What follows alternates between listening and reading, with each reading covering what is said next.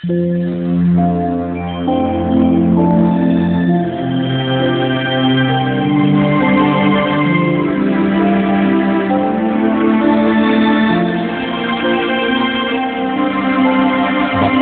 ang bumabasa at ang nangakikinig ng mga salita ng hula at tumutupad ng mga bagay na nasusulat doon, sapagkat ang panahoy malapit na.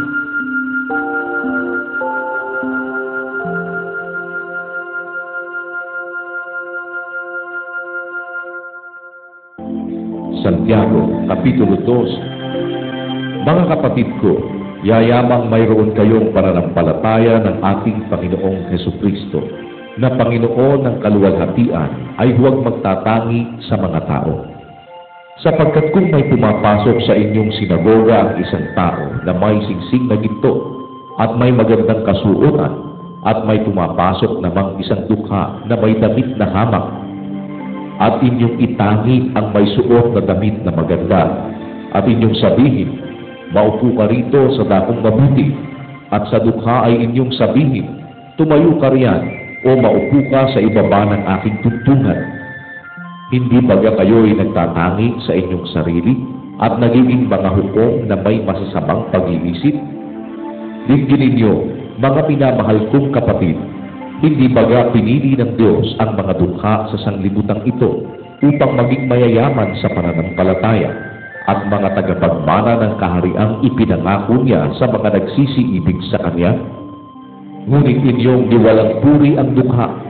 Hindi baga kayo'y pinahihirapan ng mayayaman at sila rin ang kumakalagkad sa inyo sa harapan ng mga hukuman?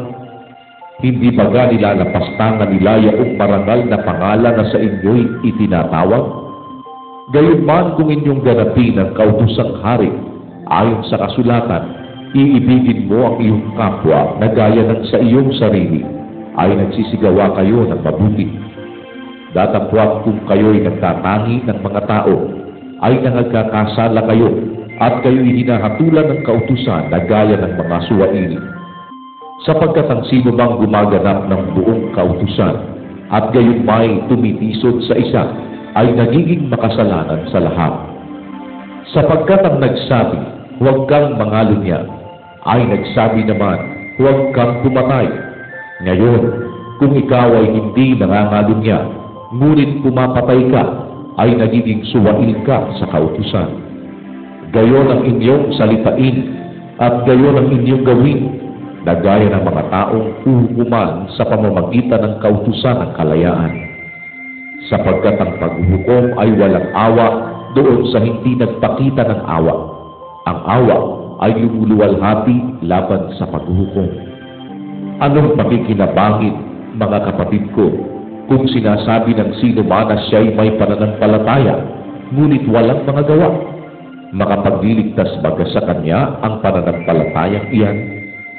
Kung ang isang kapatid na lalaki o babae ay hubad at walang kakanin araw-araw, at ang isa sa inyo ay magsabi sa kanila, magsiyaon kayong payapa, kayo'y magpainit at magpakabusog, at gayon may hindi ninyo ibinibigay sa kanila ang mga bagay na kinakailangan ng katawan, anong mapapakinabang dito? Gayon din naman, ang pananampalataya na walang mga gawa ay patay sa kanyang sarili.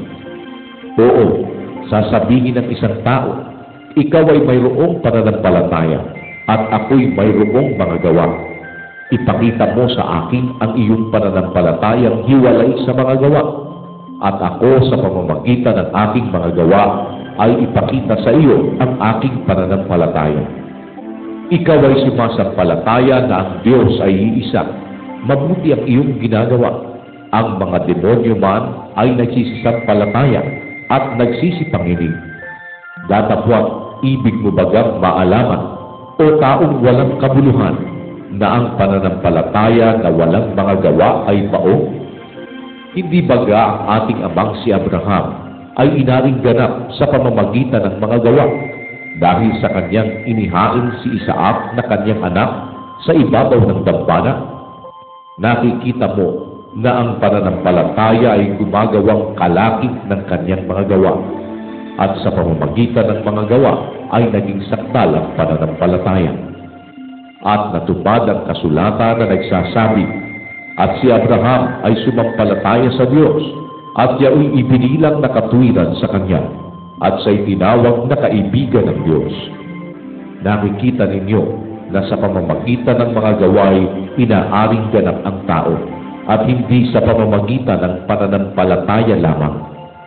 At gayon din naman, hindi rin baga si Rahab na patuto ay inaring ganap sa pamamagitan ng mga gawa, dahil sa tinanggap niya ang mga sugo at kanyang pinapagdaan sila sa ibang daan. Sapagkat kung paano ang katawan na walang espiritu ay patay, ay gayon din ang pananampalataya na hiwalay sa gawa ay patay.